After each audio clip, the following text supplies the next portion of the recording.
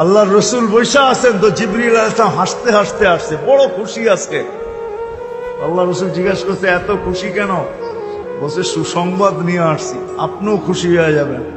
বলছে কি সুসংবাদ? 70,000 উম্মত আপনার হিসাব কিতাব ছাড়া জান্নাতে যাবে। তো শুনতে দেরি, চেহারা মলিন হইতে দেরি হয় নাই। তো জিবরিল আলাইহিস সালাম বললেন এটা কি? আপনি তো খুশি হওয়ার কথা, চেহারা মলিন হলো কেন?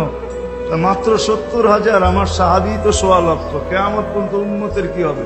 এই জন্য চেহারা মলিন। আপনি কি নিতে রাজি না?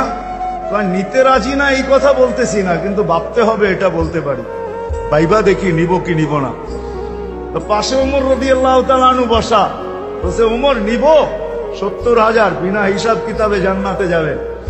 যেমন উস্তাদ তেমনই তো ছাত্র হয়। না 1.25 লক্ষ তো আমরাই, কিয়ামত পর্যন্ত মানুষের কি হবে? কি করবো? ফেরত পাঠায় দেন, বলেন বাড়ায় নিয়ে আসতে। বলছে মশওয়ারা